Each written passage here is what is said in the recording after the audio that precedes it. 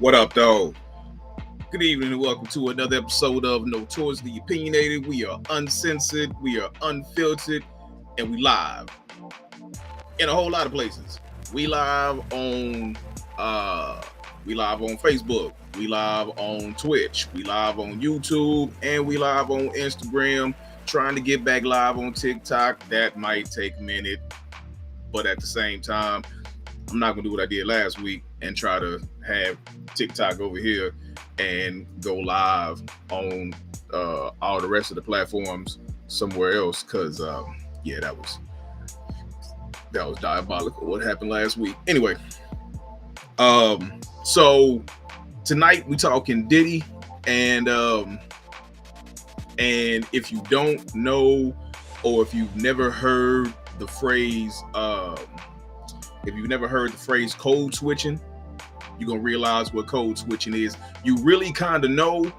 I'm gonna give you a classic example of what code switching is, and then you'll be like, oh, that's what that is. Yeah, but I'm gonna go into it a little deeper because I see it all the time, and it frustrates me. You know, there's examples that I'm gonna give that frustrate me when black people do this, but we'll get into it a little bit. Not gonna be that long tonight. I got things to do. I got TikToks to make. You know what I'm saying? So I'm trying to see if I can make it do what it do. So we're gonna talk about Diddy and the way that money makes the world go round tonight on Notoriously Opinionated. Let's go.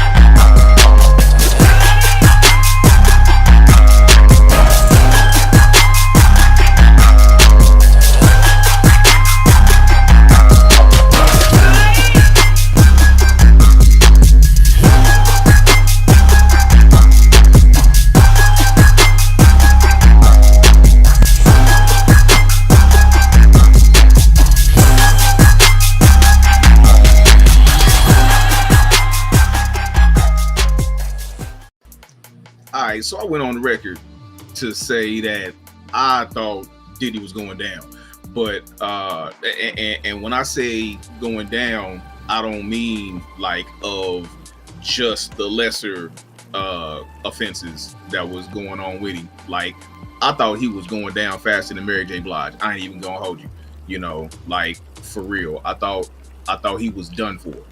I thought it was a wrap. I did not think that he would get. I thought the only one that I didn't think he would get hit for was the RICO, you know. And it was a dude outside the courthouse today that had a sign that said, "Being a freako does not constitute a RICO." Hey man, stop. You know what I'm saying? It was so. Now let me talk about that for a second. There was a lot of people that was in support. Okay, I don't know if they were in support of Diddy or not. I don't know if they feel like Diddy is like the Black Trump, to where if you rock with him in hard times and he sees this and he sees that you supported him, that he's gonna give you money or get you out of circumstances that are beyond your financial means. I don't know what they, you know, so I can't say they was supporting Diddy or whatnot, but they had signs, and the signs looked supportive, you know. And the signs was like, you know, being a freako doesn't constitute a RICO. It was another dude that had a sign that said something about having fetishes isn't a crime, but something like that. Well, I mean, they're both technically right, you know, like being a freak does not constitute a RICO. Being a freak, a RICO does not constitute. Having fetishes is not a crime. But prostitution is. Prostitution is a crime. You know, that's not just freak stuff. You know what I'm saying? That's prostitution is a crime. You know, so that's what he got charged with. He wasn't on trial for being a freak. He wasn't on trial for baby oiling people up. You know what I'm saying? He wasn't on trial for sodomy. He wasn't on trial for sodomy. Okay, he wasn't on trial for sodomy. He wasn't on trial for having 1,000 bottles of baby oil. That wasn't why he was on trial. He was on trial. So let's go over the criminal offenses. So he had two counts of transportation to engage in prostitution. Right? He had 2 counts of that. He had 2 counts of sex trafficking. Right? He had 2 counts of sex trafficking, and then there's the RICO and the racketeering. Right? Well, no, it's the racketeering, but it's RICO. And so he was found guilty of 2 of the 5. So of the racketeering, the 2 prostitution, and the 2 trafficking, he was found guilty of 1 of the trafficking and 1 of the prostitution. He did not get hit with the RICO. He did not get hit with 1 of the sex trafficking and 1 of the transportation to prostitution, which was shocking, you know. But again, that's what money do. Because and the only reason I say it's shocking is not because, you know, I'm like tossing out any guilt or innocence, but because of how they said they were, you know, they could find guilt or innocence, right? Stop it, Randall. For all intents and purposes, he might not walk immediately because the judge denied his bail, because he's still a flight risk, because he still got money. He still got, see, here's the thing. He still got money. I was about to say he still got money. He still got jets and all that. But, no, now, because the only way that he's innocent or what? He's innocent. So did he a freak? He wasn't on trial for being a freak. He wasn't on trial for having fetishes. He didn't. Okay, bro.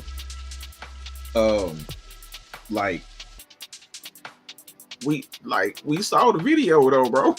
It was a whole video of Cassie trying to get away, and there was no denial of him bringing in these male prostitutes to sleep with, to have sex with Cassie and this other chick. Nobody denied that. There was no, that was the low-hanging fruit. You know what I'm saying? The low-hanging fruit was that he had male prostitutes. So here's the thing.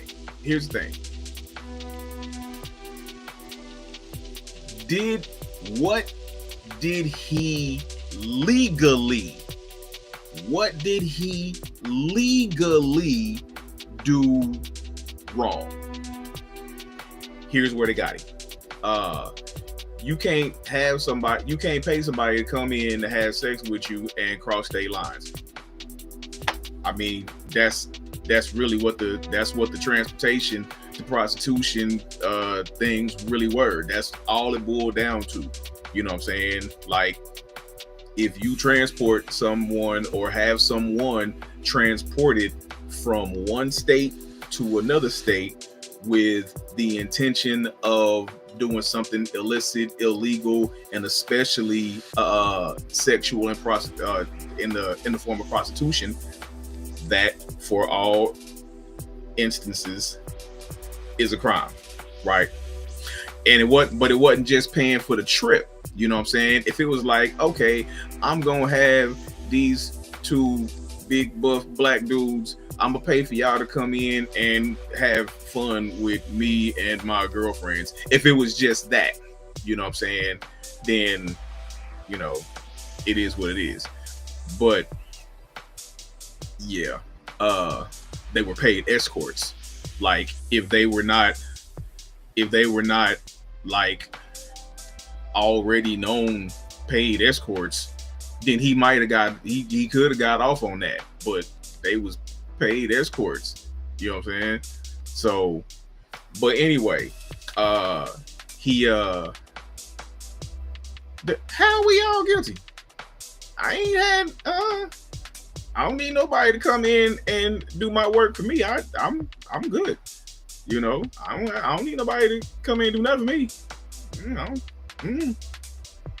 No. Now, if you're saying that we all guilty of being freaky, right there with you. But, you know, hey, so I'm gonna keep it a buck with you. It was this one juror that they said was like he was trying hard to get him a mistrial, you know, cause he was like, yeah, I'm not agreeing with nothing. If y'all say that up is north, I'ma say it's south. If y'all say that this is this, I'ma say it's that. If you say 1 + 1 is 2, I'ma say it's 3.5. You know, he was just contrary to everything, you know. And I'm of the belief that, you know, somebody got to him. Because they got recordings of this idiot talking to his son, talking about he's talking in code that's not a very good code. You know what I'm saying? It's like, come on, man. Like you got to be smarter than a fifth grader. You got to.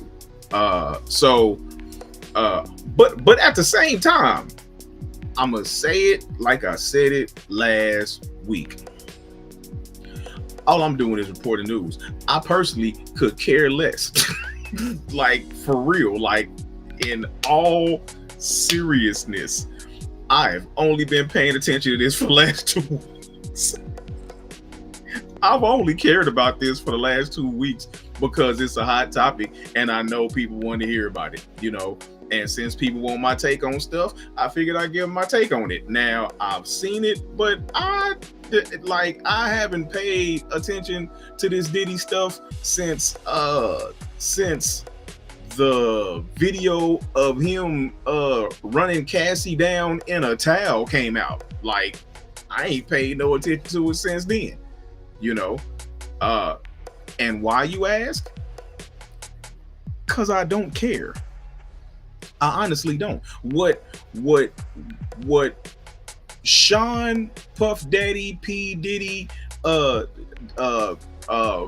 Professor Love, what's some of his other nicknames he done gave himself over the years? Whatever that man choose to do behind the consolidation of his bedroom door is on him.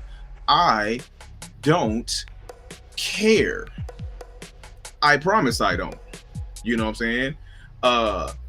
If Cassie stuck around, then she stuck around. She had her reasons. You know what I'm saying? Like, they're not. Now I'm gonna say this too, though. Unpopular opinion. But while I realize and sympathize for the girl, I'm of this philosophy. You started out seemingly G with it, you know what I'm saying? And it wasn't until time passed and, you know, you was ready to move on, and this fool wouldn't let you, because A, you know too much. 2, how dare you? All the money I done spent on you, all the opportunities I done gave you, and now you decide you want to go. How dare you? You know, and so now she finds herself trapped. Uh, yeah, that's, you know, but she was young when all that kicked off, and you just can't see that far down the road to realize that you were making a horrible decision. You know what I'm saying? You see what J-Lo did after that club shooting. Partner, peace. You're not worth my career. I'm out. You know, and left his ass at the club. That was it for J-Lo and Diddy, you know, because she was a good look for him, you know. But after that happened, it was rap. But, you know, Cassie was young, and I think he preyed on her, you know. I think he preyed on her. You know, that's the status. I can do this and I can do that for you, and she bought it. And there are positive and negative consequences, and within that relationship, I believe she got both. All right. So like I said, he didn't get hit for the racketeering. That's really the one that he was trying to avoid, was getting hit for that racketeering. That racketeering was gonna have him that's a mandatory minimum of 15 years. Those of you that don't know the law or understand sentencing guidelines or just sentencing in general, mandatory minimums, like you may have a crime that holds a life sentence, right? But it may have a mandatory minimum of 15 years, which means that you are not going to do or be sentenced to a day less than 15 years, right? Like, that's the floor. The floor is 15 years. The ceiling may be 50 years, but the floor is 15 years. So he wasn't gonna do no less than 15 years for that racketeering. Now, the things that he got found guilty of, the ceiling for these things, for the two crimes he got convicted of, the ceiling is 10 years. The ceiling, like the most. And him getting sentenced to 10 years would be doing the most. But I believe he's going to do some time. I don't think it's going to be 10 years, but I believe that, and the only reason why I believe that is because there's really no other reason for him not to have gotten bail. You know what I'm saying? Like, the judge denied him bail. Now, could it be because he's a flight risk? Maybe. But I believe that the judge knows that he's going to sentence him to do some time, and he don't want him to be out and have to come back for that. So he's already here. We're not letting him go. You're going to do time. It may only be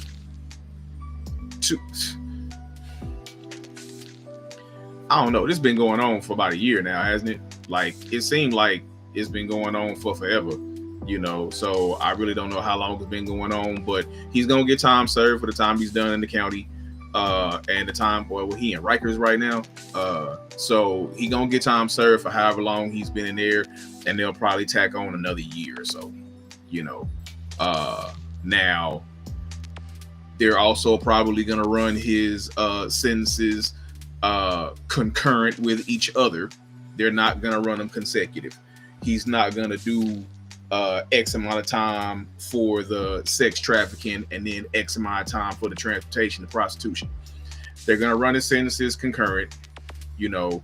So it'll probably be like 2 years that gets running concurrent. If he's already done a year or close to a year, he's probably gonna have to do another year, and then he'll be out with a story to tell.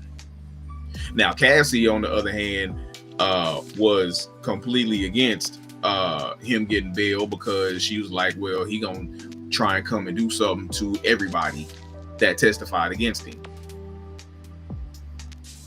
I see that happening, you know. Not necessarily, I don't know. We gonna see how stupid he really is. You know what I'm saying? We gonna, in the future, we gonna see just how stupid this dude really is, because if anything happens to anybody that testified against him, man,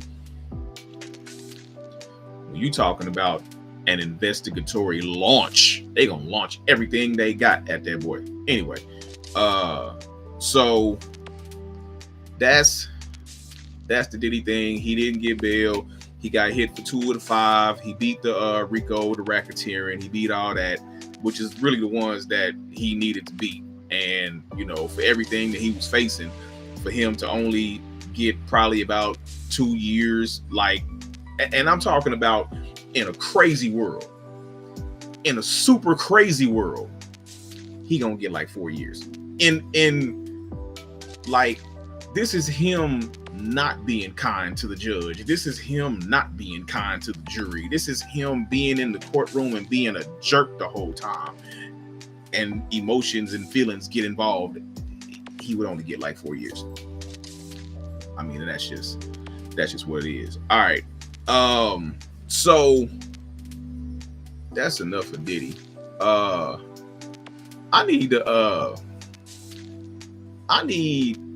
need some people, you know what I'm saying, to say less and think more. You know what I'm saying? And when I say less, I what I'm really meaning to say when I say less, shut the hell up. In this regard, when I'm saying say less and think more, it's only when I add the think more at the end. Say less, think more. Translation, man, shut the hell up. You know what I'm saying? Like the idiocy that's spewing from your mouth is, you know what I'm saying, is hurting my ears. You know, last week it was a cat that I was talking about that I seen on TikTok, right? He is a self-proclaimed MAGA Republican, right?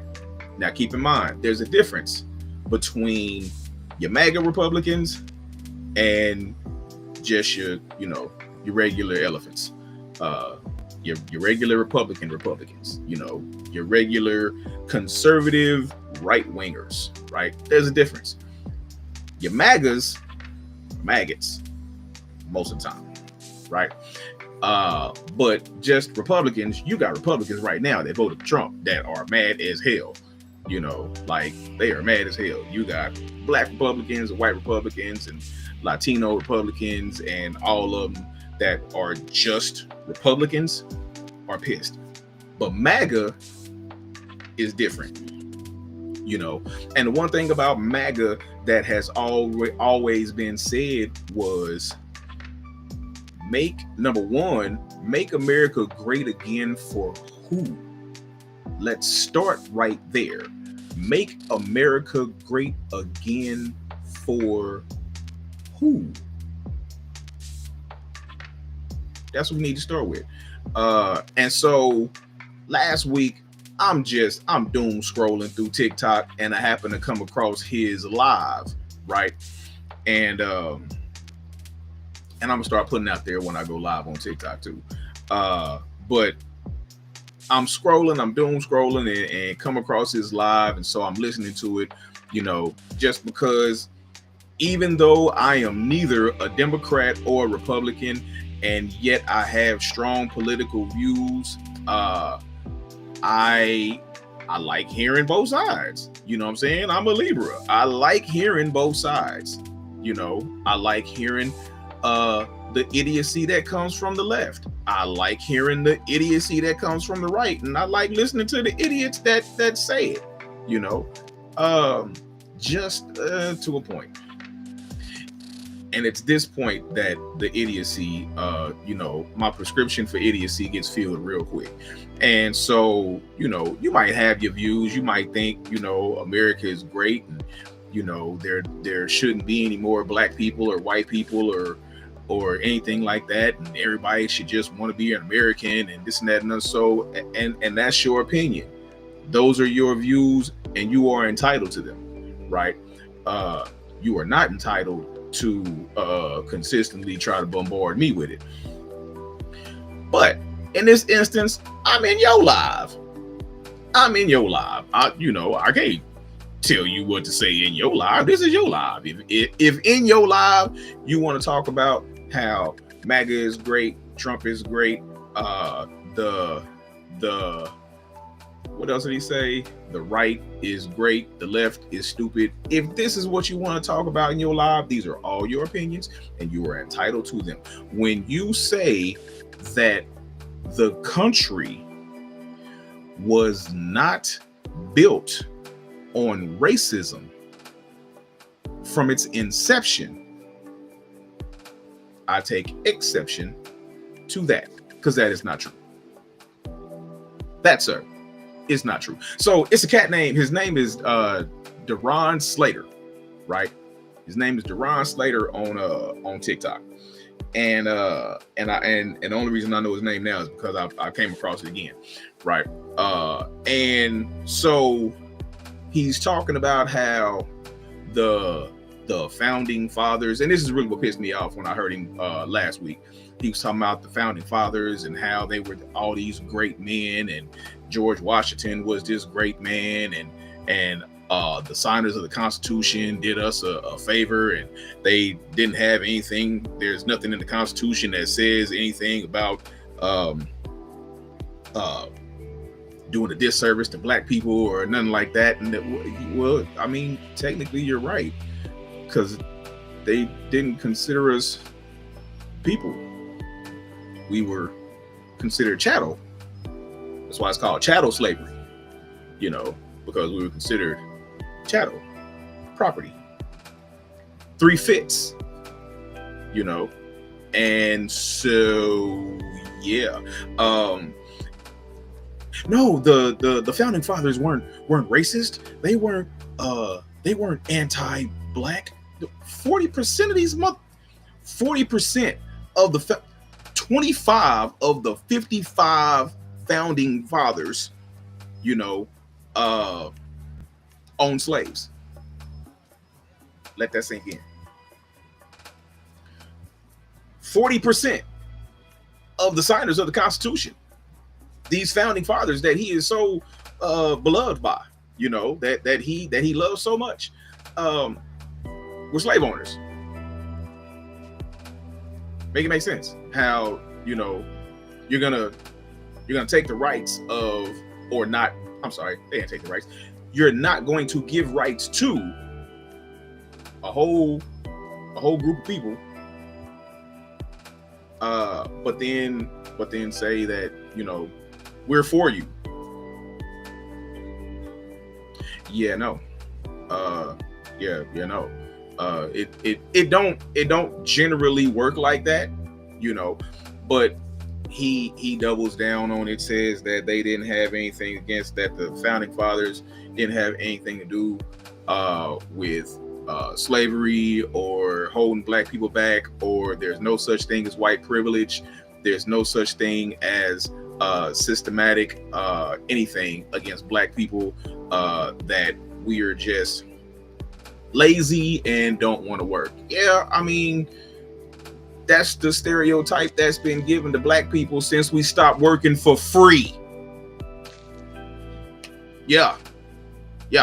So that's been the stereotype on black people has been, oh, they're just lazy. They just don't want to pull themselves up by their bootstraps, Colin Powell.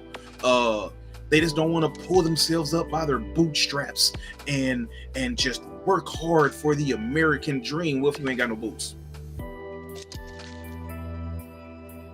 what then? Pull yourself up from your socks? Well, if you ain't got no socks, what then? We ain't got no boots. We ain't got no bootstraps. We ain't got no socks.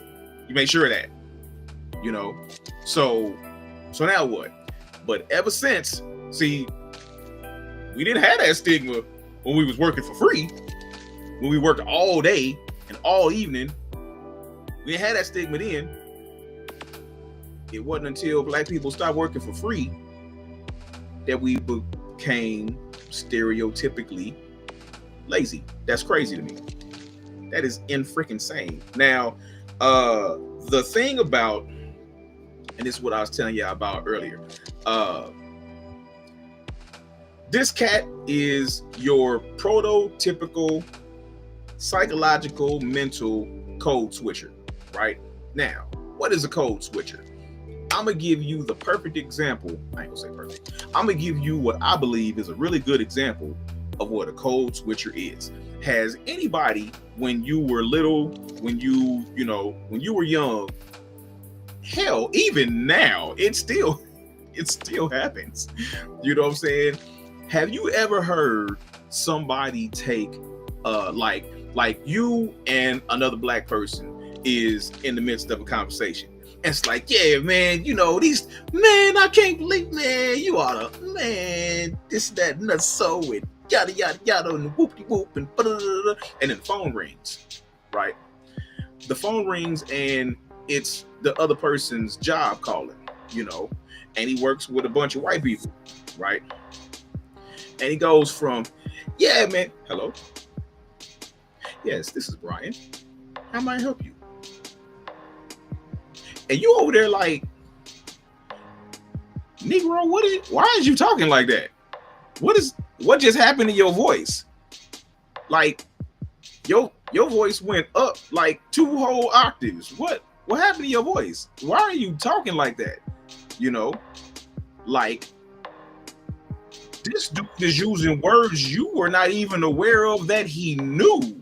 It's like, how are you using these things in the proper syntax? Like, yeah, when? Now, see, you can't say that about me because I talk like this all the time. Like, I'm eloquent. So you can't say that about me, because I'm not trying to be white. I'm not trying to talk white. I don't know what talking white is, If you tell me that, well, you sound intelligent, I don't sound intelligent. No, I don't. I absolutely do not sound intelligent. I am intelligent, and thus it comes out in the way that I communicate. However, if you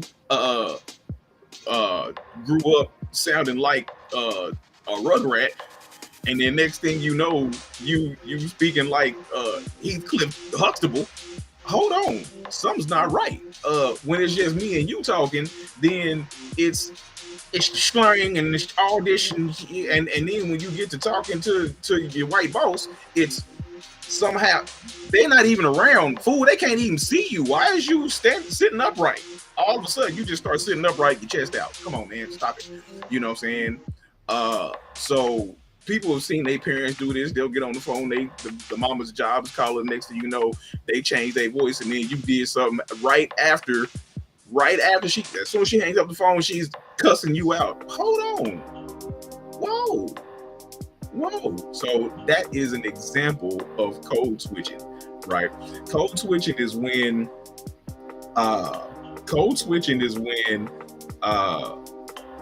you change up how you are and how you normally are to impress another culture or a quote unquote dominant culture, So yeah, so you would try to avoid like the stereotypes of black people. You would try, and one of the stereotypes being slang or phonics or anything like that. So you would avoid talking like that, and you would emulate the way that this class of people that you're trying to impress speak. And so you would talk like them. Another classic way of showing pieces of code switching, and this is one of the ways that I absolutely can't stand. When you're talking about white people, right, you're talking, there's nothing but black people around, but then you're making an example to talk about the difference between black people and white people, and you're speaking in a regular speaking voice, and the next thing you know, it's like, yeah, and then the who? Bro, said, what'd you say? Nah, man, what I'm saying is, man, we just got to do something about.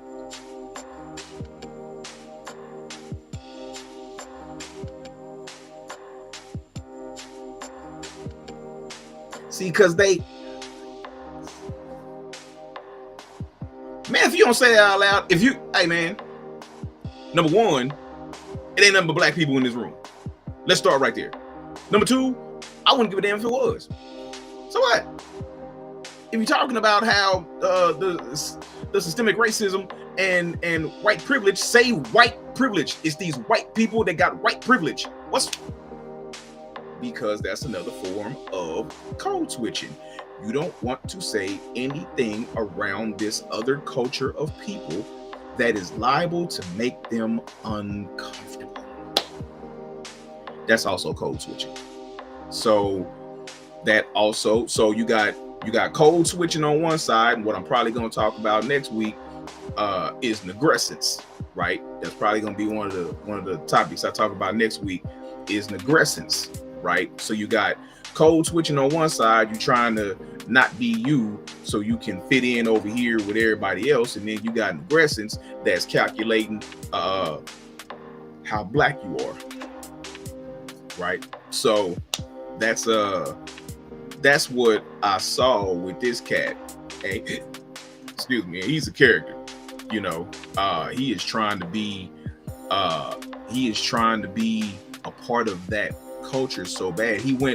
It was a video I saw of his to where he was in North Carolina, and he was saying, well, this is the house that I'm staying in for vacation, and I got my Airbnb here, and you know, I'm just looking around and I see Benzes and BMWs and Infinity wagons and this and that and so, and I'm trying to figure out where's the white privilege, because I see white people and black people in these types of vehicles. So where's the white privilege? Where's the systemic racism?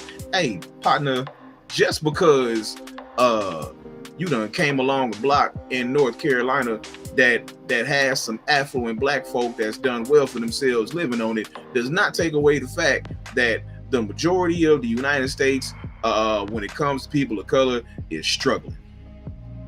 It don't mean that. You know what I'm saying? You come up, one affluent neighborhood does not negate systemic racism. It doesn't. Just like one trailer park doesn't mean that it's not, doesn't mean that there's no white privilege. I got some white partners that grew up in trailer parks, and they understand the struggle just like we understand that struggle is poor people problems. That don't have nothing to do with race. However, at the end of the day, they can still be participants in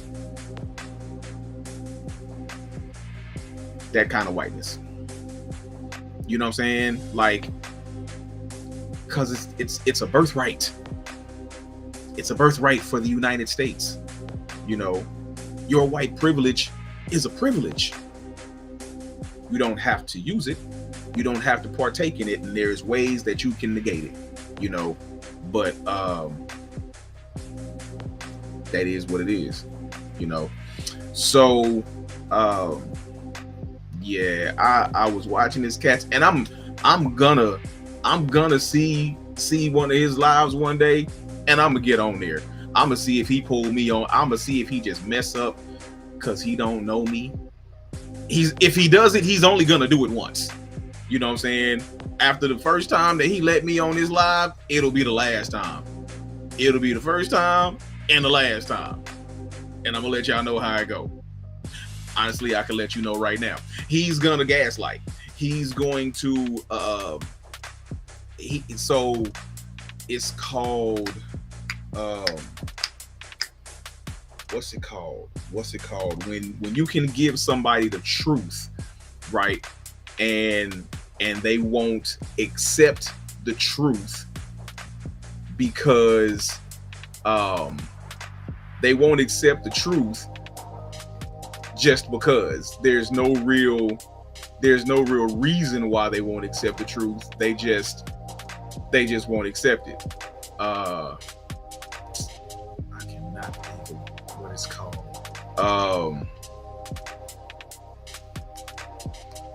It's a psychological term. I can't think of what it's called though.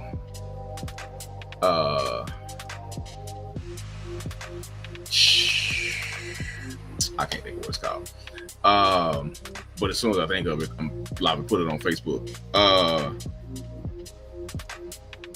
What is it called?